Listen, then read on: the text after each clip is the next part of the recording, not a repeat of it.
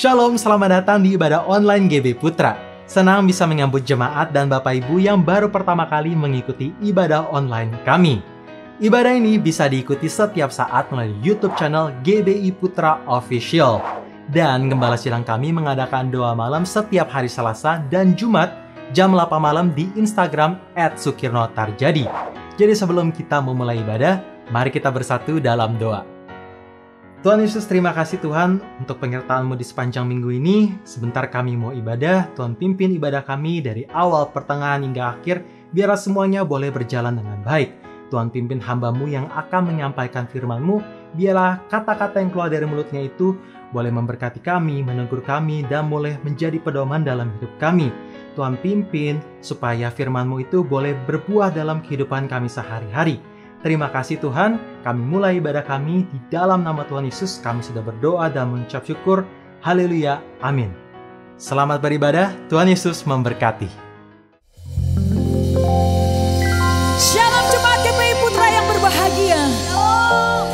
Mari saya undang untuk bangkit berdiri. Kita akan memulai ibadah pada hari ini, saudaraku. Kita akan nyanyikan kebesaran nama Tuhan. Amin. Kasih Tuhan yang begitu besar, lebih kuat dari dosa setiap kita. Haleluya. Kita ditemukan oleh kasih Tuhan yang mengasihi kita apa adanya. Haleluya. Dan sebab itu naikkan syukur kepadanya.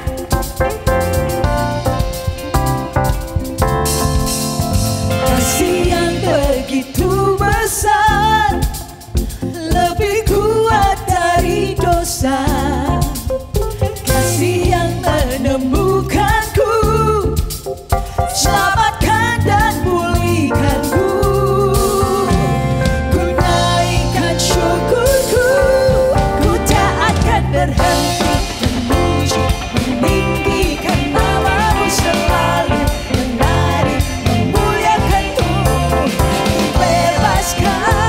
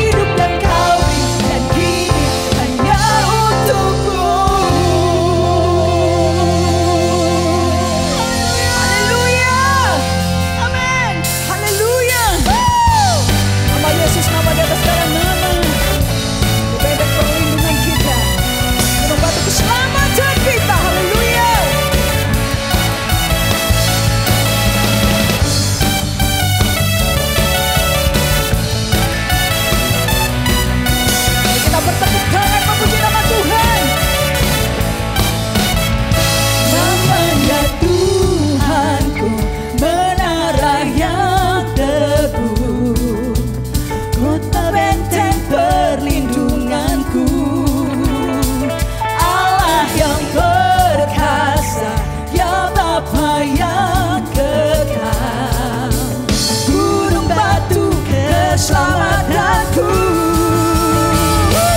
Engkau yang termulia di bumi di surga, termasyur perkasa selamanya. Engkau yang berkuasa di dalam segala hal, ada kuasa dalam nama Yesusku. Haleluya.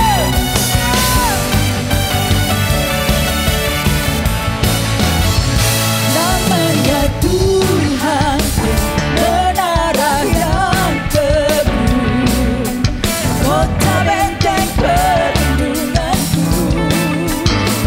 Allah yang perkasa, Dia Bapa yang kekal, gunung batu keselamatanku. Engkau yang termulia di bumi di surga, termasyur perkasa selamanya. Engkau yang berkuasa di dalam segala hal, ada kuasa dalam nama Yesusku. Engkau yang termulia di bumi di surga, termasyur perkasa selamanya.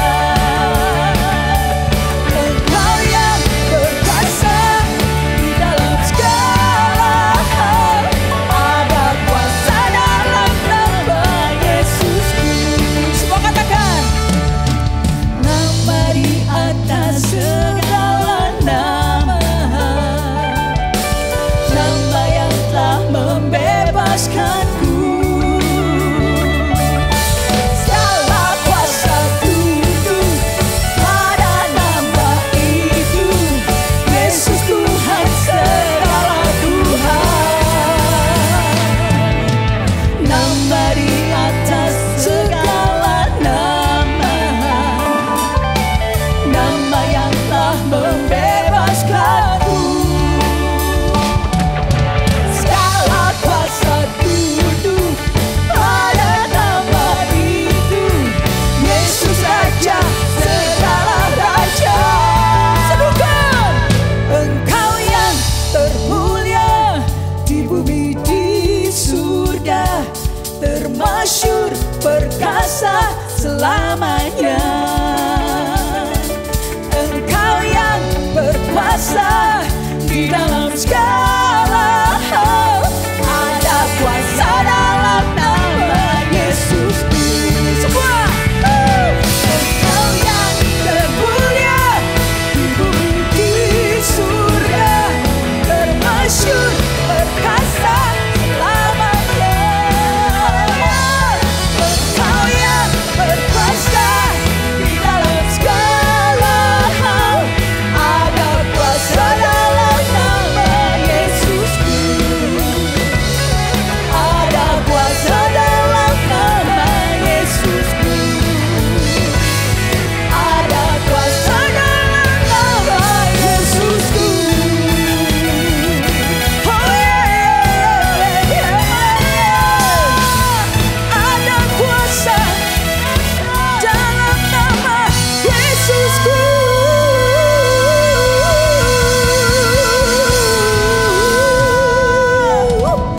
Haleluya. Haleluya. Puji Tuhan. Nama Yesus, nama di atas segala nama. Amin. Pada namanya lah kita berlari dan diselamatkan. Haleluya. Saatnya Bapak Ibu Saudara, kita akan mempersembahkan persembahan kepada Tuhan.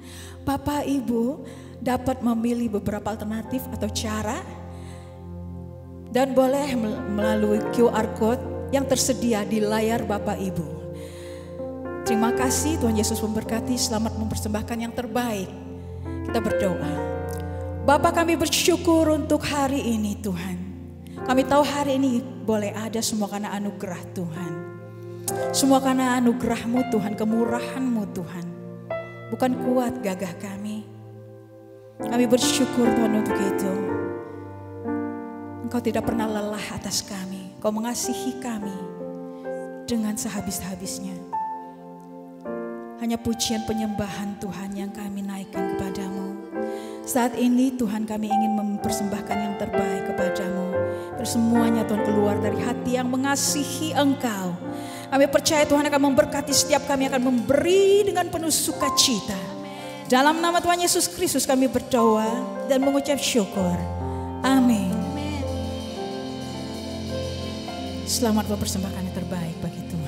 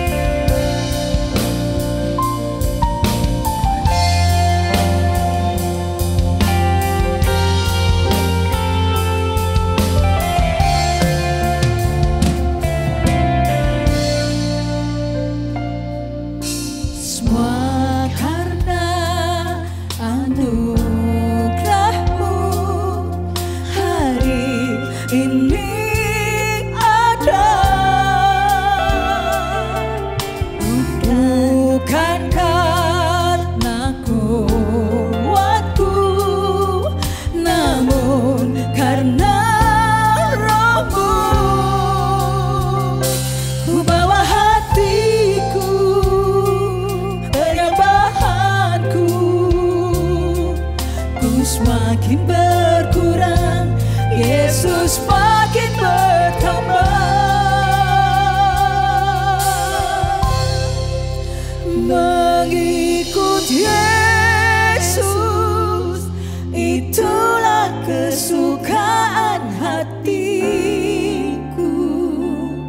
Ku lepas semua hakku untuk kehendaknya di hidupku. Mengiring Yesus, itulah kekuatan hidupku. Ku yakin anugerahnya mampu jadikanku hamba yang berkenan selalu.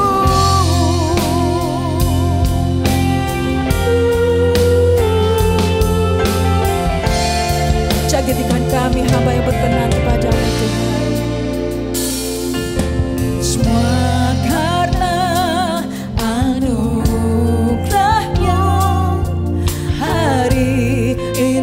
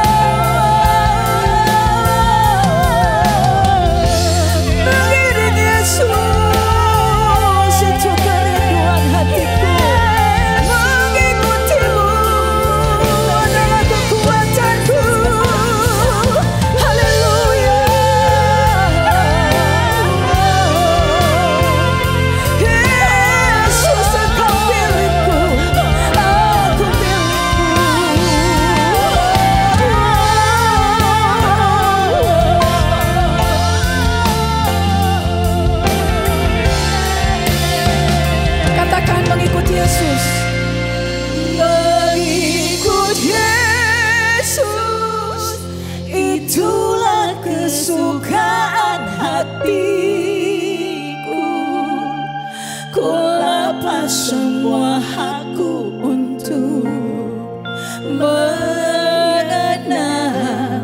kehendaknya di hidupku. Mengiring Yesus, itulah kekuatan hidupku. Ku yakin anugerah Kau mampu jadi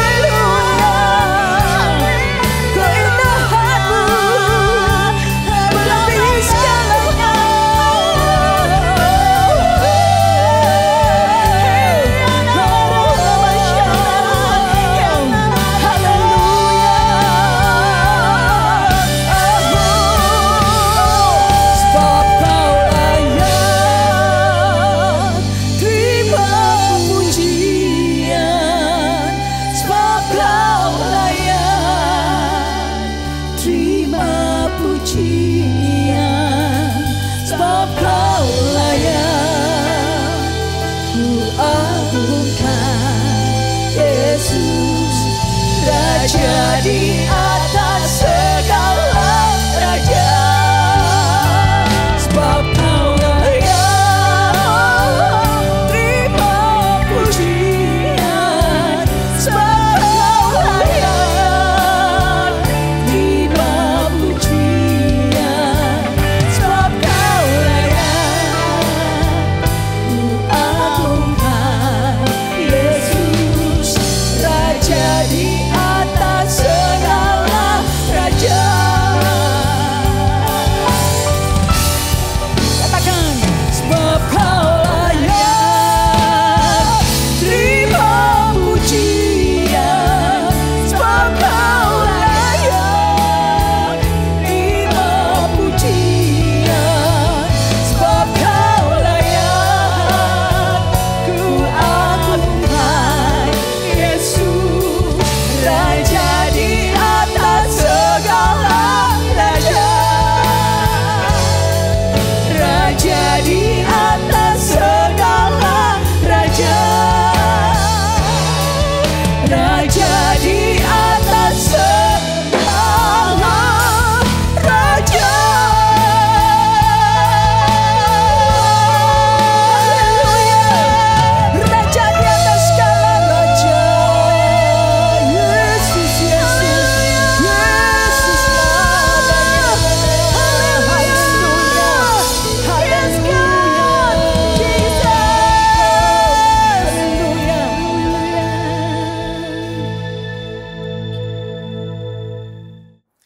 Saudara sekalian semuanya, shalom dan selamat beribadah dalam ibadah online kita pada hari Minggu ini.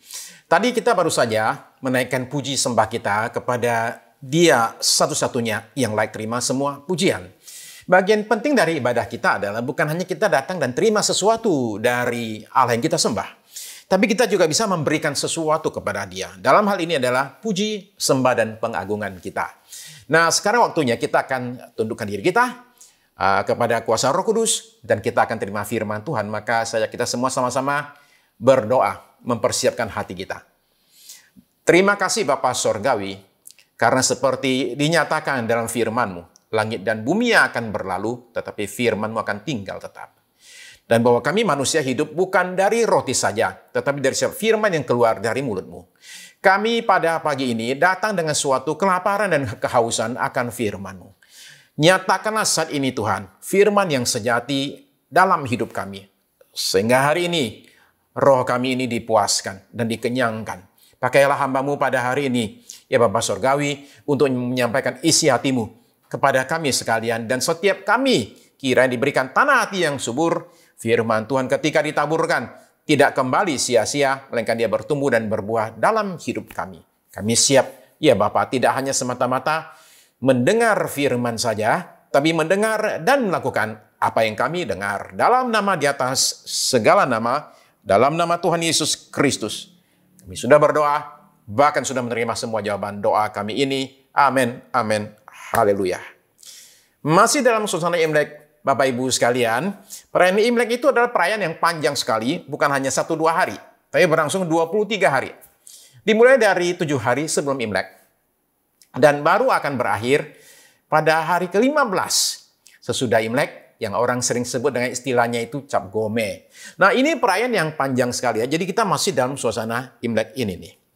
Bapak Ibu sekalian, perayaan Imlek adalah perayaan yang untuk menyambut kembalinya musim semi dan ini mulainya musim bercocok tanam ya, mulai menanam. Bagi kita yang di negara tropis, saat ini seluruh Indonesia, musim kita itu cuma 2, yaitu musim panas dan musim sangat panas. Itu aja sih. Di negara 4 musim, pergantian musim itu adalah sesuatu yang terasa sekali dan bisa dilihat perubahannya. Suhu berubah, sehingga baju pun harus ikut disesuaikan. Alam juga berubah, sehingga makanan juga mesti ikut berubah. Ya. Lalu kemudian bukan hanya itu, kebiasaan juga harus ikut berubah karena perubahan musim ini. Musim dingin adalah musim tantangan. Cuaca memburuk dan seringkali membahayakan, dan gerak kita kemudian mulai terbatas karena perubahan cuaca ini. Sebaliknya, musim semi adalah musim pengharapan. Setelah sekian lama dalam kegelapan dan kedinginannya musim dingin, maka kedatangan musim semi yang membawa terang dan membawa kehangatan adalah sesuatu yang dirayakan oleh semua orang. Musim semi ini bicara masa pertumbuhan dan masa pembaharuan. Tapi dia juga bicara masa pemulihan. Nah, Bapak Ibu sekalian, kita ini melewati musim dingin yang panjang sekali yang berlangsung sudah setahun, yang namanya pandemi COVID-19. Dan kita menemukan sekarang bahwa setelah penantian selama setahun, akhirnya pelan-pelan musim dingin ini mulai menunjukkan tanda-tanda akan berakhir. Sekalipun secara berangsur-angsur. Ya. Seperti Imlek, dirayakan itu bukan persis pada waktu musim dingin berakhir dan musim semi mulai. Enggak. Sebenarnya Imlek ini dirayakan, sekalipun merayakan menyambut datangnya musim semi, tapi dia itu dirayakan justru masih keadaan musim dingin. Tapi hari paling dingin itu sudah lewat. Jadi semua orang itu tahu bahwa sebentar lagi ini akan makin hangat, makin hangat, makin hangat. Akan makin terang, makin terang, makin terang, makin terang. Ya. Nah, jadi demikianlah kita ini lewati pandemi ini. Sudah 1 tahun, masa paling berat kelihatannya ya itu sudah berlalu. Ya, kita bicara bukan hanya sekedar pengharapan kosong, tapi ada data-data yang mendukung. Umpama, Bapak Ibu sekalian, penderita baru COVID, kita bisa lihat angkanya, itu terus turun secara global. Penurunan selama 1 bulan terakhir ini, angka penderita baru secara umum ya, itu terus-menerus turun. Terakhir tanggal 10 Februari, angkanya itu adalah bahwa penurunan itu 17% dibandingkan dengan minggu sebelumnya. Bahkan pada awal Februari, jika dibandingkan dengan awal Januari, penurunan itu cukup besar, yaitu sekitar 1/3 atau 33%. Nah, dengan adanya program vaksinasi, maka diharapkan ini akan mempercepat nih berakhirnya musim dingin ini nih, pandemi COVID-19 ini. Dan kita akan masuki yang namanya musim semi. Sekalipun ini pandemi berlalu, tapi kerusakannya barangkali akan terasa terus. Kerusakan ini menyangkut banyak bidang. Kerusakan secara politik, kerusakan secara ekonomi, dan bahkan terutama di bidang hubungan antar manusia, terutama orang-orang yang tinggal dalam satu rumah atau yang kita sebut dengan istilahnya keluarga. Ya. Nah, saya coba tunjukkan beberapa hal dari pandemi ini yang membuat kerusakan kepada hubungan anggota keluarga. Yang pertama adalah, dari sekian banyak ini, yang pertama adalah yaitu kita itu diminta untuk pasang jarak. Jadi istilah saya ini, kita ini disuruh menjauhkan diri satu dengan yang lain. Terlalu jauh ya. Social distancing itu istilahnya ya. Ada seorang gadis muda di Inggris yang hamil pada umur 14 tahun. Dalam keadaan kepepet, dia melahirkan dan anaknya itu diadopsi oleh keluarga lain. Lalu kemudian awal tahun lalu, setelah 43 tahun berlalu, maka ibu ini mencoba mencari di mana anak saya yang dulu. Dan ternyata ketemu. Akhirnya belum lama ini, awal 2021, mereka dipertemukan setelah 43 tahun. Tidak ketemu sama sekali. Akhirnya ketemu. Seperti apa reuninya? Nah, ini masalahnya. Karena di Inggris lagi lockdown, maka ibu anak ini yang nggak pernah ketemu selama ini, ketika ketemu bahkan nggak boleh dekat-dekat. Duduknya pun mesti pasang jarak karena social distancing itu. Apalagi yang namanya pelukan, cipika-cipika, nggak boleh sama sekali.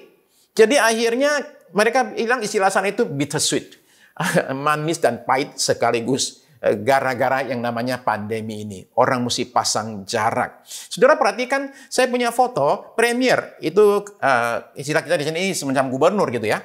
Premier dari negara bagian Victoria di Australia.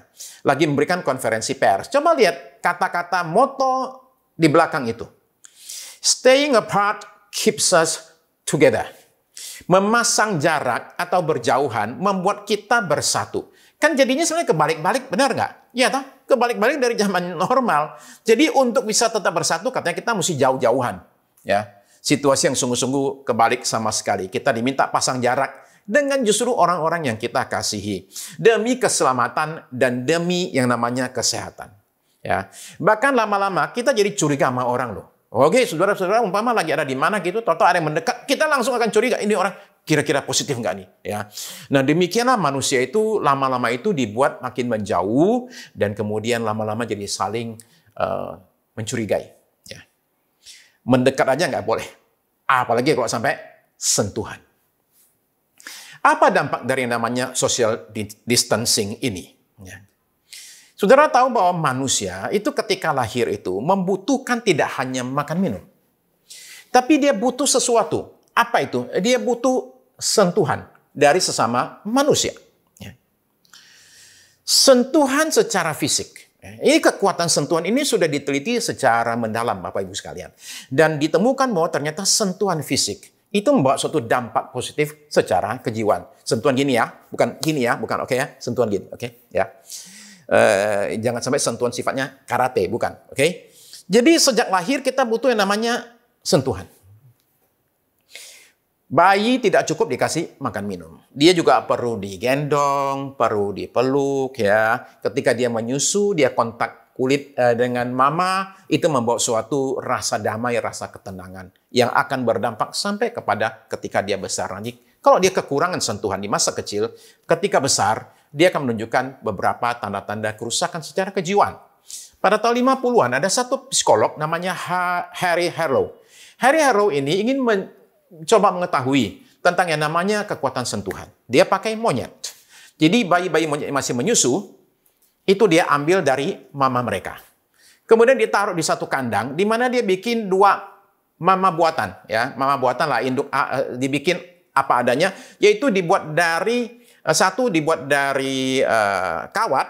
Ya, ada botol susunya nih. Jadi bayi monyet ini bisa menyusu. Tapi badannya ini tanda kutip mamanya ini, induknya ini terbuat dari kawat besi. Lalu ada satu lagi, induk buatan yang tidak ada susu. Tapi badannya ditutup dengan semacam kain berbulu, mirip dengan kulit sama monyet. Jadi ini baby-baby ini kemudian ditaruh di kandang ini dan kemudian diselidiki dan dilihat. Pilih yang mana nih? Pilih makanan, apa pilih sentuhan? Dan Harry Harlow bercerita, dia itu sangat amat istilahnya amazed, dia itu sangat terkejut sekali, terheran-heran menemukan bahwa ternyata mayoritas anak-anak bayi-bayi monyet ini nih, anak-anak monyet ini akan mencari justru bukan makanan, tapi mereka lebih perlu sentuhan sampai mereka itu bisa peluk tanda kutip induknya itu ya, yang terbuat dari kawat tapi dilapisi dengan semacam kulit ya. Mereka lebih membutuhkan sentuhan dan pelukan daripada yang namanya makanan ya. Nah, kita manusia itu memerlukan kedekatan satu dengan yang lain. Kita ini diciptakan Tuhan dalam suatu lingkungan sosial ya. Kita ini berinteraksi dan kita temukan kita punya energi, temukan sukacita kita juga damai kita dari interaksi sesama manusia. Jadi buat kita yang tinggal serumah nih ya, apakah kita cukup memberikan kedekatan ini kepada orang yang kita cinta, yang kita tinggal satu rumah? Jadi, kerusakan pertama muncul ketika kita disuruh menjauh. Kerusakan juga muncul ketika kita dipaksa mendekat. Yang namanya lockdown, saudara sekalian. Ya, kalau Indonesia namanya kita susah hafal, PSBB, PPKM atau apa namanya. Kedengarannya aneh, tapi ini nyata. Kalau jarak terlalu jauh bisa merusak, tapi jarak terlalu dekat juga punya potensi untuk merusak. Nah, sekarang perhatikan. Pandemi memaksa kita bekerja dari rumah dan sekolah dari rumah. Dulu orang kerja di luar rumah, dia keluar berjam-jam. Ya. Sekarang dia ada di rumah terus. Ya. Bukankah bagus, Pak? Sering-sering ketemu tiap hari. Begini saudara sekalian, sering ketemu itu bagus. Kalau 2 orang yang saling ketemu ini nggak ada masalah serius. Kalau mereka ada masalah serius, terpendam sekalipun, sering ketemu itu malah punya potensi memicu gesekan. Kalau saya dari awal sudah sebel sama kamu, maka kalau kamu bikin salah dikit, saya permasalahkan. Yang kalau hubungan bagus, nggak jadi masalah. Tapi karena ini sudah ada sebelnya, begitu lihat sedikit, udah langsung akan bikin tambah sebel. Ya. Nah, masalah antar dua manusia itu bisa macam-macam. Dari soal uang sampai ke soal mertua, dari soal komunikasi sampai soal ekspektasi yang tak kesampaian, dari persoalan kecemburuan sampai soal mendidik anak. Macam-macam bisa menjadi problem. Ya. Nah, jadi udah nggak boleh ketemu sama teman-teman, sama yang lain yang mungkin bisa bikin kita itu agak senang sedikit. Nah, sekarang nggak boleh. Ya. Lalu kita sekarang dipaksa ditaruh di rumah dengan seorang yang selama ini nyebelin, tapi kita bisa tahan-tahan. Kenapa? Karena dia keluar rumah. Jadi sekarang dia 24 jam di rumah, ini emosi gampang tersulut. Di University of Massachusetts, di Amherst, itu ada satu psikolog bernama Paula Pietro Monaco. Ini seorang psikolog senior. Dia meneliti alasan apa kenapa ada pasangan menjadi lebih dekat selama pandemi. Sementara pasangan lain justru tambah jauh karena pandemi. Kenapa ya? Situasinya sama, kenapa ada yang jadi lebih dekat, ada yang jadi lebih jauh. Dan dia temukan simpel sekali. Bahwa pasangan yang sebelum pandemi sudah punya masalah, ketika menghadapi pandemi akan tambah jauh. Jadi kuncinya sebenarnya adalah ada tidak masalah yang sudah numpuk sebelumnya. Jadi terlalu dekat bisa juga membawa ketegangan. Lalu yang ketiga adalah terlalu khawatir. Kekhawatiran dan kecemasan akan kesehatan, lalu akan masalah keuangan, kemudian hal-hal yang lain lagi yang membuat kemudian tekanan muncul pada hubungan antar manusia selama pandemi.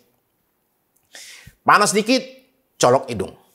Batuk dikit, colok hidung. Okay. Pusing dikit, colok hidung. Lama-lama, saudara-saudara sekalian, jangan-jangan hidung kita nih akan tambah, lubangnya tambah membesar sedikit. Gara-gara terus sering dicolok, saudara-saudara sekalian. Jadi 10 tahun lagi, kita bisa lihat tuh siapa yang sering disuap tuh. Gara-gara kenapa? Karena hidungnya beda sama yang lain. Ya, saudara sekalian, stres bukan dari segi kesehatan saja. Tapi juga ada dari segi pendapatan yang barangkali menurun. Atau barangkali pendapatan tidak menurun, tapi memikirkan masa depan saja, barangkali orang-orang sudah mengalami yang namanya stres. Ya. Cemas akan hari esok. Lalu kemudian kita selama ini punya rutinitas yang kita lakukan selama berpuluhan tahun. Udah ketahuan nih tiap hari ngapain. Nah, jadi kita terlanjur, kata orang, zona nyaman. Lalu tiba-tiba itu semua jungkir balik. Semua sekarang berganti. Ya, dan itu memerlukan suatu penyesuaian yang juga akan menimbulkan tekanan tertentu. Nah, semua persoalan saya sebut tadi itu, kalau dikumpulin di tumpuk-tumpuk itu, ya, itu akan menjadi gunung masalah. Dan akan membawa dampak negatif pada hubungan antar anggota keluarga. Dan kita bisa lihat ini ditandai dengan meningkatnya angka pelaporan KDRT, kekerasan dalam rumah tangga, dan juga angka perceraian yang semakin hari semakin meningkat justru di tengah-tengah pandemi ini. Jadi rupanya pandemi ini menjadi suatu ujian kekuatan dari hubungan antar manusia. Ya.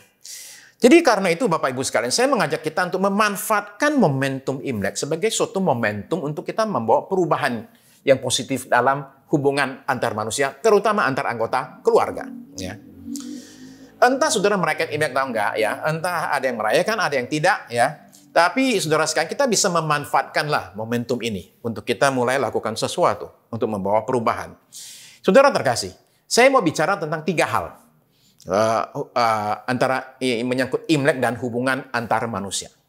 Yang pertama, Imlek, Bapak Ibu sekalian, adalah bicara tentang pemeliharaan hubungan. Memelihara atau merawat adalah melakukan langkah tertentu supaya sesuatu yang berharga itu jangan menjadi rusak. Itu namanya memelihara atau merawat. Ya. Nah, saudara sekalian, musim Imlek itu adalah masa di mana terjadi yang namanya pergerakan manusia. Paling besar di planet bumi. Angka yang kita dapat terakhir adalah 2019, di mana di Tiongkok sana ada 450 juta orang yang lakukan perjalanan untuk tujuan yang sama, yaitu pulang kampung. Jadi bayangkan ya, angka hampir 1,5 miliar manusia, hampir 2 kali penduduk Indonesia itu bareng-bareng mudik gitu loh. Seperti apa saudara sekalian situasinya? Jadi waktu menjelang Imlek, orang-orang itu yang merantau itu berupaya dengan segala cara untuk bisa kembali ke rumah atau pulang kampung. Ya, ini adalah upaya untuk merawat, upaya untuk memelihara hubungan yang sudah bagus harus tetap dijaga supaya tetap bagus. Di halaman belakang rumah saya itu ada 2 macam tanaman. Satu pepaya, yang kedua bayam. Pepaya itu enak ngurusnya. Bahkan nggak usah diurus. Lempar aja bijinya. Nggak usah diairin. Nggak usah dijaga. Ntar tumbuh sendiri pohonnya. Nggak usah diurus. Ntar berbuah loh. Tinggal kita itu petik hasilnya saja itu. Ya. Nggak usah repot. Ada tanaman bayam. Nah itu ngerepotin tuh. Banyak hamanya. Saya lihat sendiri tuh. Hama itu berupa apa? Bekicot. Ya. Bekicot kecil-kecil. Ulat juga suka dengan namanya daun bayam itu. Maka dari waktu ke waktu, itu bayam itu mesti dilihat, kemudian mesti dijagain, kapan kena matahari, kapan enggaknya, kemudian kita mesti bersihin dari segala hama-hama itu. Ya. Nah, Bapak Ibu sekalian, hubungan antar manusia itu bukan seperti pohon pepaya. Yang nggak usah diapa-apain, bisa bertumbuh menghasilkan sendiri. Enggak. Hubungan antar manusia itu lebih mirip sama bayam. Yang harus dirawat, harus dipupuk, dan harus dijaga. Kalau tidak, dia akan mati. Ya. Nah, hama itu ada 2 macam. Hama besar dan hama kecil. Hama besar itu namanya anak tetangga. Oke, anak tetangga lihat tanaman kita. Oke, dia manjat pagar tuh. Oke, dan kemudian ambil tanaman kita tuh, hilang deh. Ya. Nah, hama kecil itu adalah pertengkaran kecil-kecil, kekesalan kecil-kecil, hal yang kecil nggak gede. Tapi kalau tidak diselesaikan, maka dia dan dipendam, dia akan numpuk tuh. Ya. Dan lama-lama itu menggerogoti hubungan antar 2 orang ini. Ya. Kalaupun tidak ada hama, tapi nggak dirawat, sama aja. Tanaman ini akan mati. Nah, dia matinya nggak langsung sih. Pelan-pelan dia akan mengering, dan akhirnya layu. Saudara sekalian, yang namanya memelihara hubungan, merawat hubungan, itu memerlukan 2 kata kecil.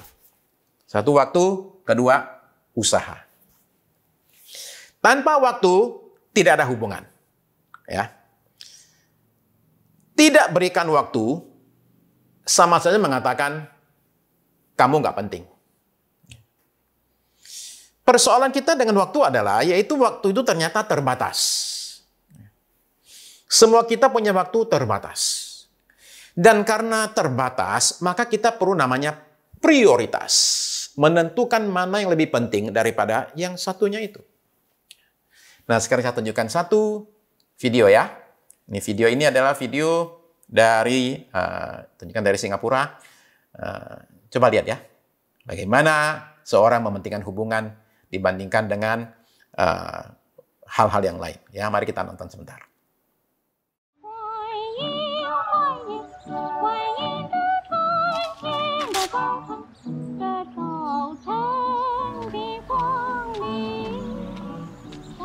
How are you? 哎，很久没有看到你，哇，要买这么多东西呀、Your children come back for Chinese New Year, is it? Yes.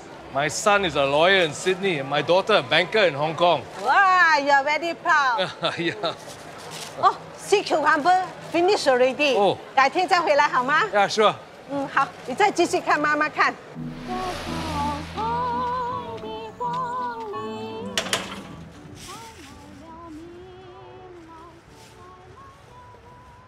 You have 1 new message. Hi, Pa. Boone here. Just wanted to tell you that I have an urgent case I need to work on through the week, so I can't make it back for Chinese New Year.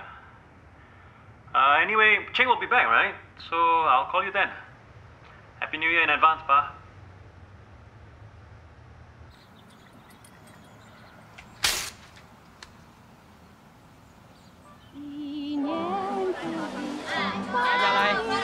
Hey, Mr. Wong.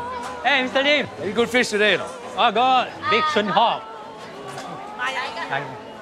大团圆啊 Okay, thank you. Thank you, Mr. Lim.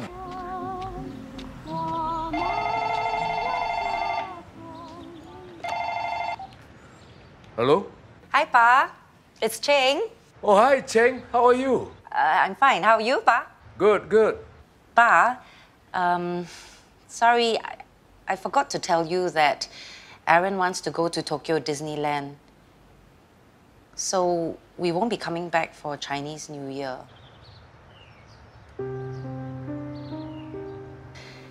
I hope you understand. Sure, go, go. Thanks, Pa. Anyway, Boone will be coming back, right? Yes. Yes. Good. Oh, Pa, I think I gotta go. Aaron looks like he's waking up. Cheng, Yes, Pa? nothing. Say hi to Gerard and Aaron. Oh, okay. Okay, gotta go, Pa. Talk to you later.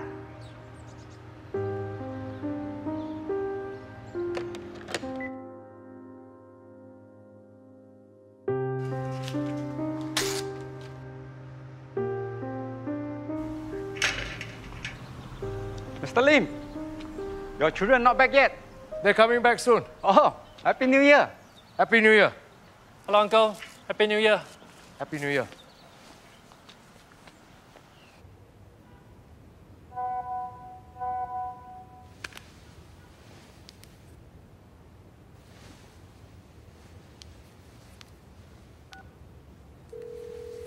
Hey, you're not going home? I'm not either, you know. But Pa told me that you were going to be there when I spoke to him last. You can't do this to him last minute. What do you mean last minute? I already told him I've got work to do. You're always like that.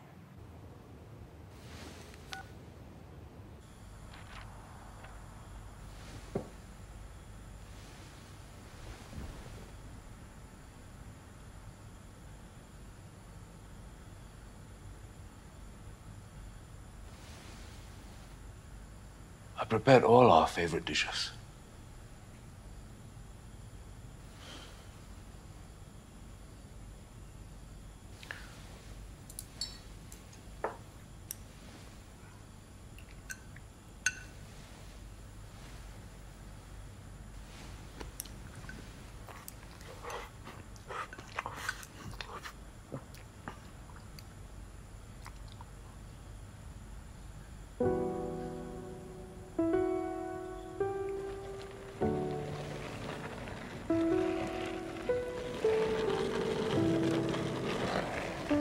Oh, you're all back. Pa, Pa, we're home. Hi, Dad. Hello, Aaron. How have you been? Wow, it's so heavy. Pa, you said that Boone would be here. Oh, it's okay. Come in, come in. Wow, you're such a big boy now. Pa, why did you cook so much when you knew that we weren't coming home? Your ma always said it's better to cook more than to cook less.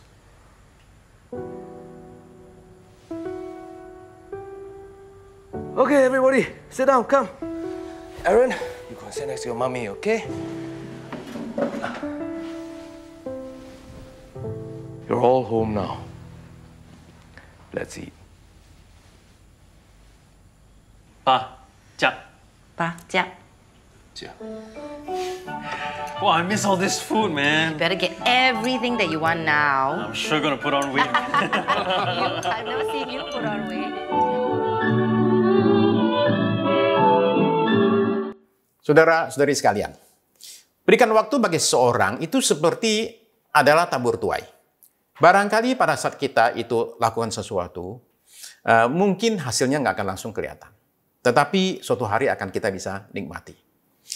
Nah, upaya kita mungkin di awal tidak dihargai. Dan untuk itu kita memerlukan suatu konsistensi untuk kita terus-menerus berupaya untuk menjangkau orang yang ingin, orang yang serumah dengan kita, yang hubungannya mungkin saat ini mungkin agak jauh. Kita perlu terus-menerus mengupayakan hal tersebut, ya. Mungkin kita sekarang dibatasi oleh jarak. Barangkali anggota keluarga ada di luar kota atau barangkali di luar negeri. Perjalanan tidak mungkin terjadi, ya.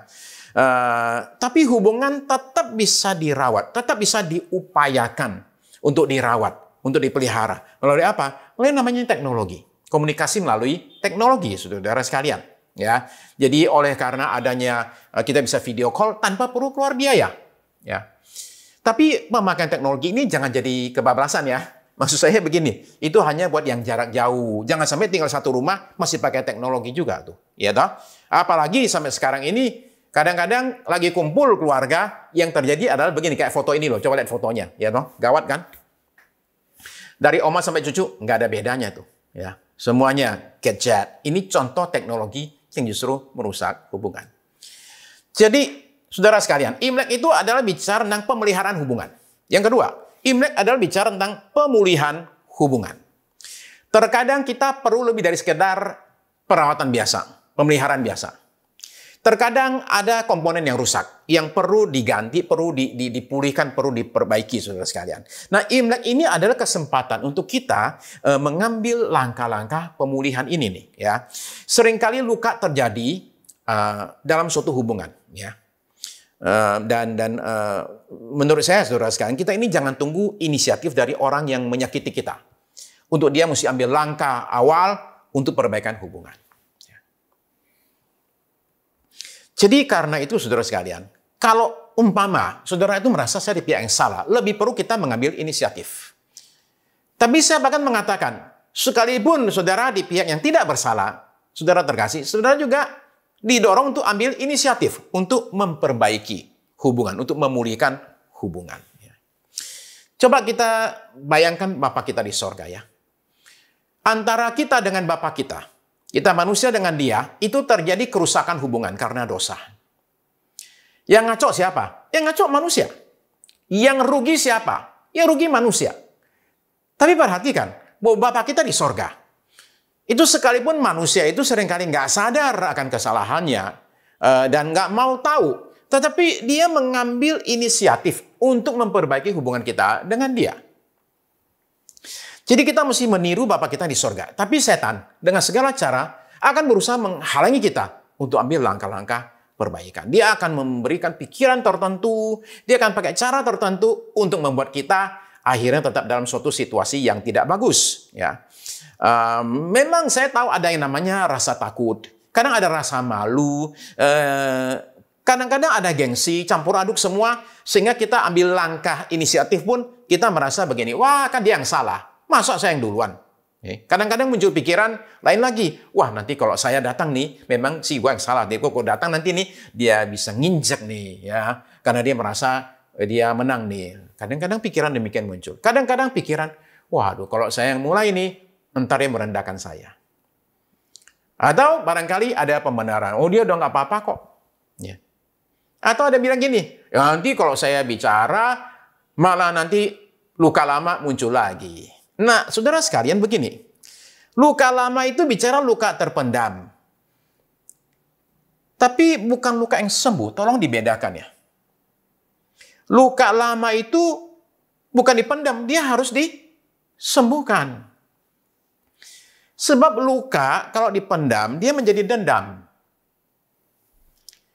Dipendam akan membuat luka itu malah tambah parah, infeksi, memunculkan racun. Sekalipun kadang-kadang itu di bawah permukaan, nggak kelihatan. Dan infeksi ini, racun ini akan merusak bukan cuma jiwa kita loh. Tapi akan merusak sampai badan kita, kesehatan kita. Dan bahkan merusak hubungan kita dengan Bapa kita di sorga. Sebab kata Alkitab begini, coba kita baca ya. 1 Yohanes, pasal yang keempat, ayat 20. 1 Yohanes 4, ayat 20. Jikalau seorang berkata, aku mengasihi Allah, dan dia membenci saudaranya, maka ia adalah pendusta. Karena barang siapa tidak mengasihi saudaranya yang dilihatnya, tidak mungkin mengasihi Allah yang tidak dilihatnya. Ini common sense, saudara-saudara sekalian. Ya, common sense. Yang kelihatan aja nggak bisa dikasihi kok. Gimana dengan nggak kelihatan? Tapi ayat ini beritahu kepada kita satu prinsip penting. Bahwa hubungan kita dengan Allah kita, hubungan vertikal, itu tercermin dari hubungan kita dengan sesama kita, hubungan horizontal. Jadi kalau kita pengen tahu seperti apa sebenarnya hubungan kita dengan Bapa kita di sorga, simpel sekali. Cek aja hubunganmu dengan sesama manusia. Kalau kita masih ada sakit hati, kita masih ada banyak dendam dalam diri kita, itu akan merusak hubungan kita dengan Bapa kita di sorga. Ya. Jadi, saudara kasih, mari kita lakukan sesuatu untuk memulihkan hubungan.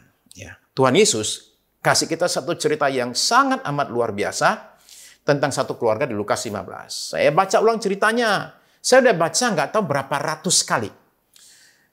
Tapi ketika saya baca ini tadi pagi, saya tetap terpesona, saya tetap bisa merasakan emosi yang luar biasa ketika membaca cerita yang buat saya sangat amat familiar ini. Ya, ada dua orang katanya yang punya dua anak laki-laki ya. Lukas 15 ayat 11. Kata Yesus berkata lagi, ada seorang mempunyai dua anak laki-laki. Ayat yang ke-12. Kata yang bungsu kepada ayahnya, Bapa, berikan kepadaku bagian harta milik kita yang menjadi hakku. Lalu ayahnya membagi-bagikan harta kekayaan itu di antara mereka. 13. Beberapa hari kemudian anak bungsu itu menjual seluruh bagiannya itu lalu pergi ke negeri yang jauh. Di sana ia memboroskan harta miliknya itu dengan hidup berfoya-foya. 14. Setelah dihabiskannya semuanya, timbullah bencana kelaparan di dalam negeri itu dan ia pun mulai melarat. Oke, dia minta warisan bapaknya. Ya bagiannya dia, kemudian dia jual, dia pergi ke negeri yang jauh. Habiskan semuanya, hidup jadi susah, dan dia berakhir, kata Tuhan Yesus, di kandang babi, menjadi penjaga babi. Ya. Ini cerita orang Yahudi. Babi itu binatang haram buat mereka. Dia sampai ngurusin binatang haram, dan ketika mau makan makanan babi pun, ternyata tidak dikasih. Yang babi boleh aja, dia nggak boleh. Dia di situ sadar keadaannya, dia sudah dianggap lebih rendah daripada babi. Apa yang dia lakukan ketika dia sadar akan hal itu? Dia memutuskan untuk pulang. Kayaknya bukan untuk Imlek sih, oke. Ya. Dia memutuskan pulang. Ya. Nggak tunggu-tunggu hari raya. Tunggu hari raya keburu mati kelaparan. Ya. Saudara bayangkan, dia itu katanya pergi ke negeri yang jauh. Artinya ketika pulang pun jauh. Jadi sepanjang perjalanan itu nggak mungkin lagi dia naik kendaraan, dia jalan kaki. Sepanjang perjalanan berhari-hari, kira-kira menurut saudara apa yang ada di pikirannya? Kira-kira papi nanti usir aku nggak ya? Kira-kira aku dimaki nggak ya? Kira-kira aku diterima nggak ya? Nah makanya dia memperkecil pengharapannya. Apa itu? Sebelum berangkat, dia bilang sama dirinya, nanti kalau aku ketemu sama papi nih, aku cuma mau pengen bilang begini sama papi. Papi, aku sudah dosa sama sorga dan sama papi. Aku ini nggak layak lagi jadi anak papi. Jadikanlah aku pembantu papi saja. Ya. Saudara perhatikan dari kata-katanya ya. Akhirnya anak ini sadar. Sadar apa? Sadar dia berdosa. Sebelumnya dia pikir, ini hakku. Sekarang dia sadar, ini dosa nih. Dan ketika dia bicara dosa, dia mengatakan, aku sudah berdosa terhadap sorga. Dan terhadap Bapa. Sekarang dia baru sadar, ini masalah ini menyangkutnya ke Tuhan. Dan dia mesti bereskan semuanya ini. Dia pulang, saudara sekalian. Dia mudik. Sepanjang jalan pulang, ketakutan dan keraguan menteror dia, tapi dia tetap jalan pulang. Sepanjang jalan bukan dia mampir restoran mewah, enggak, dia enggak ada duit sama sekali. Jadi dalam keadaan kelaparan dan lemas, akhirnya dia tiba di kampungnya. Dan ketika dia ketemu papinya, maka dia tersungkur lemas dalam pelukan papinya. Dan dengan gemetaran ketakutan dan dengan suara lemah karena sudah kelaparan sekali, dia kemudian mulai bicara. Papi, aku ini sudah dosa sama sorga dan sama papi. Aku tidak layak lagi menjadi anak papi lagi. Dan sebelum dia lanjutkan kata-kata terakhir, jadikan aku pembantu papi saja. Papinya sudah potong pembicaraannya dan kasih kode kepada para pembantu yang ikut lari. Kalian melihat bos lari, mereka ikut lari. Kata si papinya ini, "Oi, lekas bawa kemari. Coba yang paling mahal. Yang merek LG ya. Oke, merek LG. Bawa ke sini yang paling mahal itu. Kasih pakai sama dia. Mana cincin? Oke, mana sepatu? Kasihkan sama dia. Oke, mana angpau? Oke, angpau yang paling tebal. Yang dolar Amerika, bukan dolar Zimbabwe. Oke, mana angpau? Kasih sama dia. Mana itu wagyu? Oke, potong itu sapi wagyu. Kita mau pesta. Kenapa? Anak saya kira sudah mati, ternyata masih hidup lagi. Saudara-saudara sekalian, demikianlah terjadi pesta di rumah tersebut saking senangnya. Pelajarannya, bagi saudara yang pernah bersalah dan menyakiti orang, saudara mesti seperti anak bungsu itu. Mengambil langkah awal perbaikan hubungan. Buang jauh-jauh gengsimu dan kesombonganmu itu ya. Dibuang jauh-jauh aja. Rendahkan dirimu dan akui dosamu. Jangan cuma say sorry terus kemudian urusan selesai demikian. Sorry ya, urusan selesai. Itu enggak demikian. Karena si anak ini, perhatikan, dia datang, dia bicara dulu. Aku ini sudah dosa. Dia nggak usah bicara terperinci. Tapi dia mengakui dalam hal ini, saya ini sudah bikin salah. Saya sudah dosa sama sorga dan sama papi. Ya. Jadi dia merendahkan hati ya, dan mengakui kesalahannya.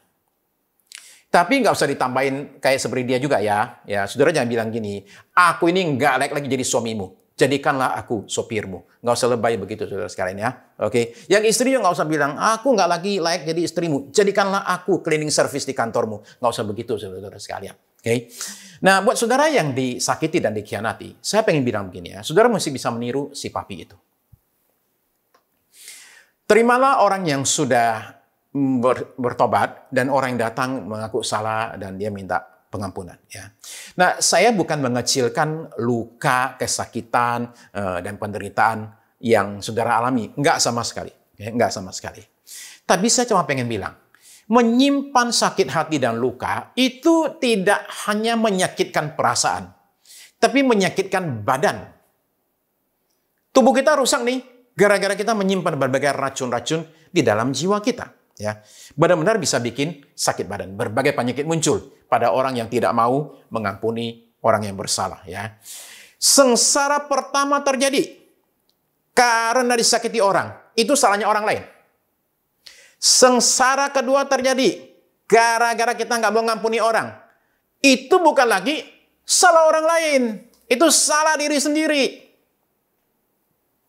Pengampunan itu memulihkan dan menyembuhkan. Sakit yang mendera saudara selama ini akan bisa dipulihkan kembali ketika saudara memutuskan untuk membuang semua racun dalam jiwa saudara. Dan kemudian saudara melepaskan pengampunan. Pak, gimana Pak kalau dia itu nggak kayak anak bungsu tadi itu Pak? Dia mah orangnya itu Pak, belagak nggak tahu dia. Salahnya apa dia bilang? Oke, saudara sekalian, kalau begitu, tirulah papi kita yang di sorga. Sekalipun dia itu di pihak yang benar, sekalipun manusia nggak mau bertindak apa-apa, dia tetap mengambil langkah inisiatif untuk memperbaiki hubungan yang rusak. Tirulah papi kita yang di sorga. Pakailah momentum Imlek ini, jadikan ini alasan untuk mengambil suatu inisiatif, memperbaiki apa yang sudah rusak selama ini. Imlek adalah pemeliharaan hubungan, Imlek adalah pemulihan hubungan, Imlek adalah pembaharuan hubungan. Ini poin saya yang ketiga. Merayakan Imlek itu mesti pakai baju baru. Nah kita sekarang, zaman sekarang ini sudah terlanjur gara-gara Zara, gara-gara juga toko baju yang lain tuh, gara-gara impor murah sekali, sehingga kita ini seminggu sekali ganti baju baru. Sebulan sekali pakai baju baru. Akibatnya nggak pernah merasakan betapa enaknya, betapa terkesannya itu pakai baju baru. Setahun sekali. Waktu saya masih kecil. Imlek itu adalah momen yang ditunggu-tunggu. Tunggu apanya? Satu, angpau lah jelas ya. Tapi yang kedua, baju baru. Barangkali ada orang yang sudah lama kita nggak hubungi selama ini. Manfaatkan momentum Imlek ini untuk kita pakai, untuk kita telponi seseorang, kontak seseorang, dan kita perbaharui lagi hubungan yang barangkali selama ini sudah nggak ada kontak sama sekali. Barangkali ada hal-hal yang baru yang mesti kita lakukan dalam hubungan antara kita dengan sesama anggota keluarga kita. Barangkali ada hal yang perlu diganti nih. Ya. Karena nggak ada berguna lagi. Ada sifat-sifat tertentu, kebiasaan-kebiasaan lama kita yang mesti kita ubah dan kita tinggalkan ya. Untuk perbaikan hubungan. Pasti ada kalau kita mau cari. Ada hal baru yang kita perlu lakukan. Sekalipun mungkin kita mengatakan, wah saya sih nggak biasa. Saudara sekalian, itu bukan masalah apa-apa. Itu cuma masalah kita mau apa enggak. Biasa itu adalah lakukan 2-3 kali, udah jadi biasa. Ya. Saya juga mesti belajar yang namanya menggandeng istri. Saya nggak biasa. Ya, papa saya nggak pernah gandeng saya. Saya nggak pernah papa mama saya gandengan, nggak ada sama sekali, nggak pernah diajar. Tapi ketika saya menikah, saya mesti belajar sesuatu yang baru. Gandeng istri. Gampang apa enggak? Enggak gampang. Saya struggle, bergumul. Kenapa? Nggak biasa, risih. Tapi lakukan saja itu, saudara sekalian. Ya. Dan ketika digandeng, saudara sekalian, ya, itu sesuatu yang secara manusiawi nggak biasa, nggak nyaman, tapi lama-lama ya jadi nyaman juga. Jadi nggak ada alasan untuk kita mengatakan, ya saya sih nggak terbiasa. Kalau nggak terbiasa, ya dibiasain aja. Simple kan? Nggak terbiasa, biasain aja. Jangan bilang nggak biasa, justru nggak lakukan. Enggak. Justru karena nggak biasa, dilakukan aja. Lama-lama jadi biasa. Saudara terkasih. Di daerah Georgia di Amerika Serikat, itu ada satu tempat penampungan binatang ya. Jadi binatang yang orang nggak mau lagi ya ditaruh di situ lah. Itu namanya Bahtera Nuh, Noah's Ark. Dan di situ itu ada ada 3 ekor binatang yang membuat heboh. Saya tunjukkan videonya ya. Coba saudara nonton video ini ya dan lihat apa yang terjadi pada 3 ekor binatang ini. So this is Baloo, an American black bear. He's 12 years old, and he's been at this wildlife sanctuary here in Atlanta ever since he was a little cub. And all through his life, even into adulthood, he's been keeping company with a couple of animals, well, you just wouldn't expect. And there's one of them now.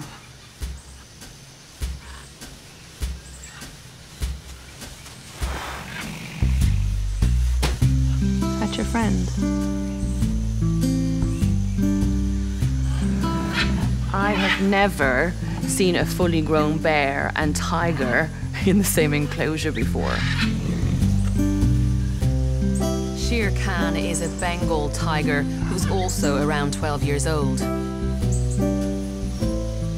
Asian black bears and tigers do share the same territory in the Far East, but when they meet, one of them ends up badly injured or killed. And so to see these 2 guys, they're around 12 years old, showing so much affection for each other is pretty amazing.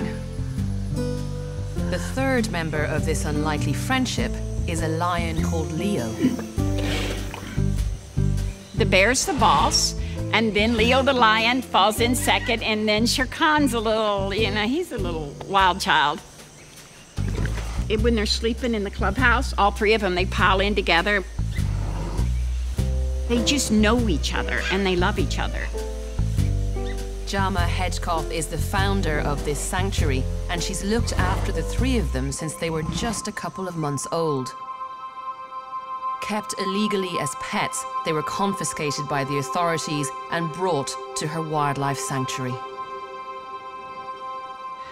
They had been in a dark basement, and they were all kept together. And then the tiger and the lion's noses were busted up, and they're scarred to this day.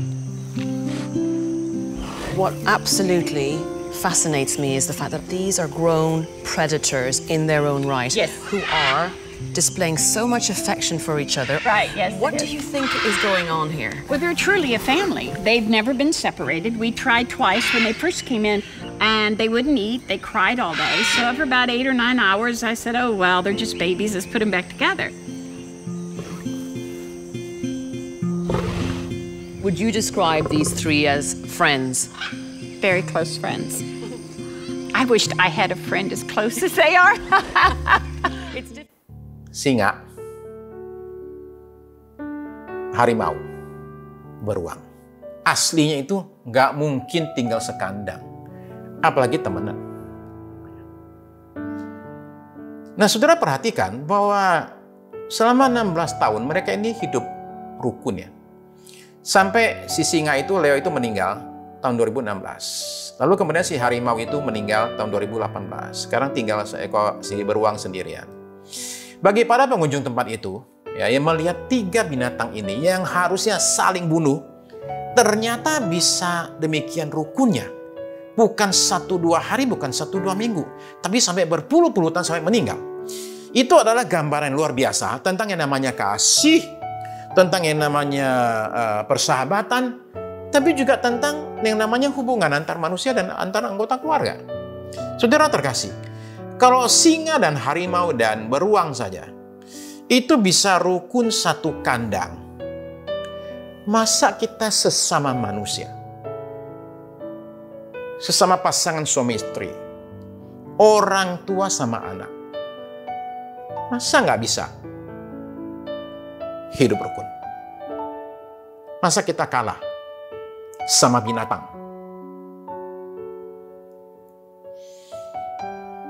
Ketika pengurus kebun binatang ditanya, kok bisa ya harimau, singa, beruang, kok bisa jadi teman, bisa hidup bareng dengan rukun? Jawabannya simpel sekali, karena pernah menderita bersama. Saudara sekalian, tidak ada yang lebih menguatkan hubungan selain daripada pernah menderita bersama. Sebagian saudara suami istri, ada yang dulu menderita bersama. Ketika di awal berjuang bersama, bekerja keras bersama. Sekarang hasil sudah bisa ada. Momen penderitaan bersama itu mesti menjadi satu yang mengikat kita tetap bisa rukun terus. Sebagian kita lagi mengalami pandemi bersama, penderitaan bersama yang berlangsung sampai setahun lebih, saudara sekalian. Kita ini sudah sama-sama menderita, paling tidak selama 1 tahun terakhir ini. Sudah waktunya kita berhenti saling menyalahkan, tapi justru saling memaafkan dan saling mendukung. Orang mungkin tidak punya belas kasihan sama kita, tapi jangan sampai kita sendiri enggak punya belas kasihan sama orang lain. Ketika Kristus maju ke kayu salib, dia itu nggak bertanya dulu, ini kira-kira nih kalau saya lakukan ini nih, kira-kira umat manusia menghargai nggak nih pengorbananku ini nih? Dia nggak nanya berapa persen dari mereka ya yang bisa menerima karyaku ini. Nggak, dia nggak nanya. Dia maju ke kayu salib dan melakukan apa yang harus dia lakukan supaya antara kita dengan Bapa kita di sorga terjadi pemulihan. Saudara terkasih dalam Tuhan, mari kita meniru Yesus.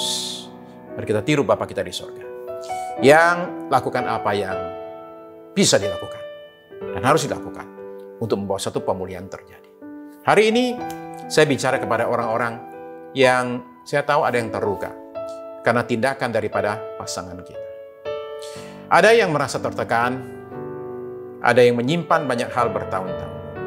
Saya ingin berbicara kepada Anda semua, kepada saudara-saudari saya, kepada Bapak Ibu sekalian, kepada adik-adik saya, kepada anak-anak muda, kepada Anda semua yang hari ini, entah sengaja atau tidak, ikut ibadah ini. Ada banyak hal terjadi dalam hidup antar manusia.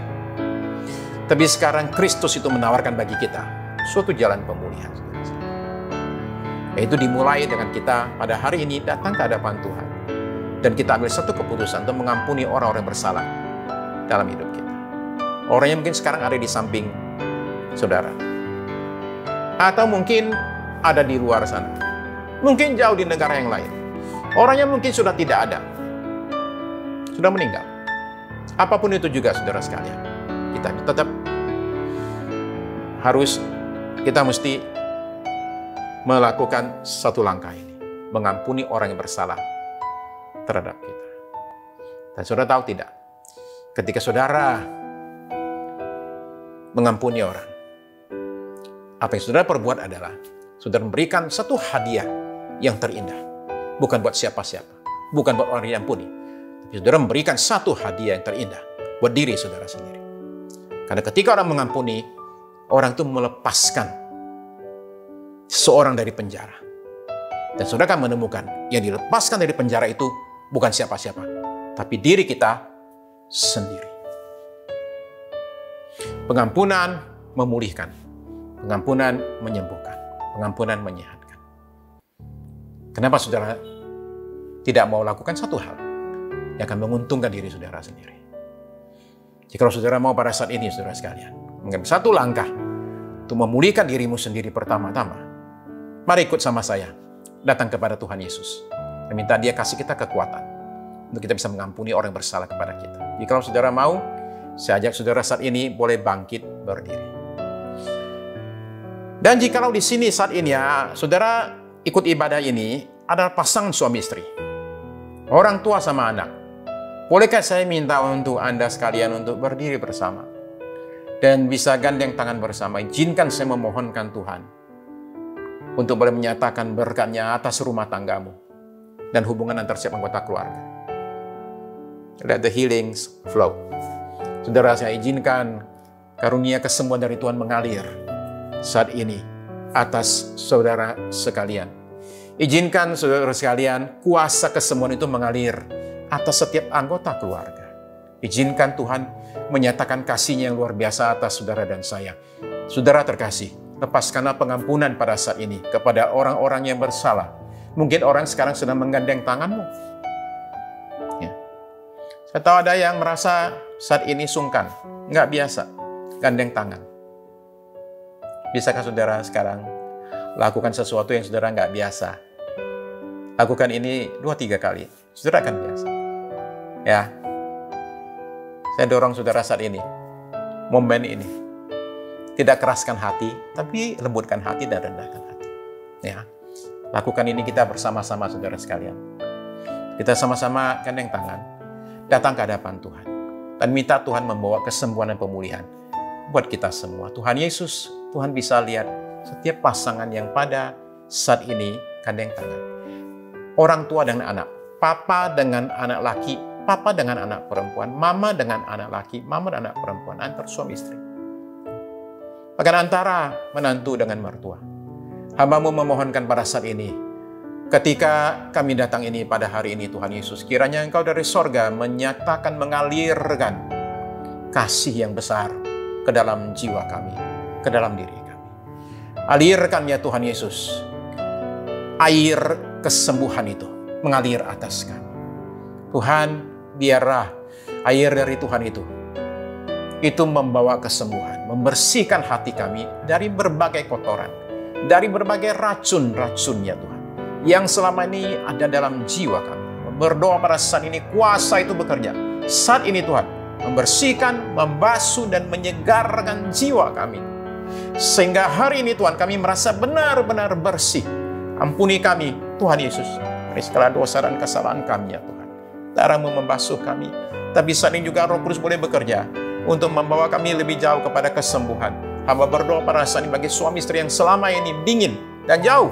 Ada tembok memisahkan kami. Tuhan Yesus, hamba berdoa, semua tembok ini boleh hancur dalam nama Yesus. Dan sebagai gantinya Tuhan, bukan tembok Tuhan, tapi ada kasih yang menyatukan setiap suami istri, orang tua dengan anak, mantu dengan mertua, antar ipar, antar saudara. Hamba berdoa pada saat ini Tuhan, kasih-Mu menyatukan kami ya Tuhan Yesus. Ampuni kami selama ini Tuhan, kami keraskan hati kami. Ampuni kami selama ini, kami pendam ini semua Tuhan. Hari ini Tuhan, biar ini semua bisa keluar dan mengalir Tuhan Yesus. Dan kesembuhan itu terjadi atas kami. Orang-orang yang tinggal di satu rumah, orang yang punya hubungan saudara, punya hubungan darah. Ulurkan tangan-Mu Tuhan, alirkan kesembuhan-Mu atas kami semua di dalam nama Yesus. Terima kasih Tuhan. Terima kasih. Terima kasih untuk pengampunan-Mu Tuhan Yesus atas kami orang-orang yang berdosa, orang yang bersalah. Terima kasih kami diampuni. Sekarang Tuhan, kami harus mengampuni orang-orang yang bersalah terhadap kami. Terima kasih. Terima kasih. Kami berdoa meminta kekuatan diberikan bagi mereka yang perlu ambil tindakan, inisiatif untuk perbaikan hubungan. Tuhan, mampukan kami lakukan ini semua. Terima kasih Tuhan Yesus. Sembuhkan kami Tuhan. Tidak hanya sembuhkan hubungan kami, tapi sembuhkanlah tubuh kami Tuhan Yesus. Bukan saat ini yang sakitnya Tuhan. Yang hari-hari ini Tuhan, selama ini Tuhan, mengalami berbagai gangguan kesehatan. Hamba berdoa ketika mengampuni, maka terjadilah suatu respons yang ajaib di tubuh kami. Kesembuhan mulai terjadi atas kami dalam nama Yesus. Terima kasih. Ya Tuhan, terima kasih. Ulurkan tangan-Mu saat ini Tuhan. Sembuhkan kami. Sembuhkan luka di badan kami. Sembuhkan luka dalam jiwa kami. Sembuhkan luka dalam roh kami Tuhan. Sembuhkan hubungan kami. Sembuhkan masa depan kami. Sembuhkan rumah tangga kami Tuhan. Sembuhkan Tuhan. Banyak hal Tuhan. Sembuhkan keuangan kami bahkan Tuhan Yesus. Terima kasih Tuhan. Terima kasih untuk kesembuhan ini yang terjadi. Terima kasih. Sungguh indah ya Tuhan. Dan Kau perbuat di kayu salib Tuhan. Ya dari situ Tuhan mengalir kesembuhan itu. Mengalir penyegaran itu. Mengalir ya Tuhan. Pemulihan itu. Di dalam nama Yesus. Terima kasih. Tuhan terima kasih buat semuanya ini. Sekarang Tuhan kami mohonkan kesembuhan terjadi Tuhan atas dunia ini. Sehingga Tuhan musim dingin pandemi ini bisa segera berlalu gantikan dengan musim dingin yang indah. Kami doakan bangsa negara kami, memohonkan juga Tuhan Engkau boleh menyatakan kesembuhan-Mu atas bangsa kami. Begitu banyak hal yang terjadi di Indonesia Tuhan, kami berdoa Tuhan menyatakan kasih sayang-Mu, menyatakan belas kasihan-Mu atas bangsa kami Tuhan. Sehingga bangsa kami dipulihkan.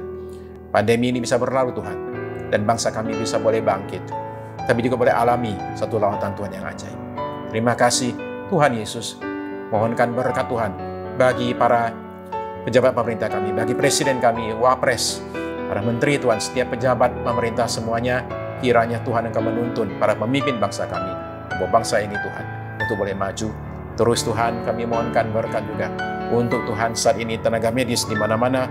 Tuhan terus melakukan menyatakan berkat-Mu, perlindungan-Mu atas mereka sekalian, termasuk keluarga mereka sekalian.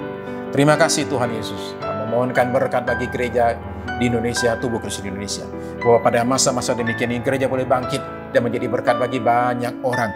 Terima kasih Tuhan. Terima kasih anugerah-Mu. Mohonkan berkat-Mu bagi tim media, tim praise and worship ya Tuhan, yang sudah lakukan bagian mereka untuk ibadah ini. Mohonkan berkat juga bagi mereka yang berulang tahun di sepanjang minggu yang sudah lalu. Berkat Tuhan, anugerah Tuhan menyertai teman-teman kami ini sepanjang minggu, bulan, bahkan tahun yang akan datang. Terima kasih Tuhan, dan sekarang kami akan berpisah satu dengan yang lain. Anugerah Tuhan kiranya turun menyertai kami semua. Saudara-saudari terkasih dalam Tuhan Yesus, ibadah kita pada hari ini sudah selesai.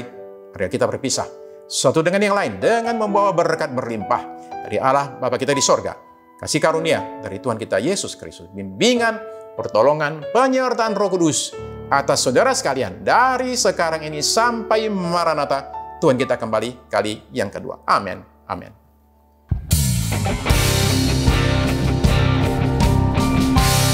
Terima kasih Yesusku, terima kasih Yesusku, puji syukur.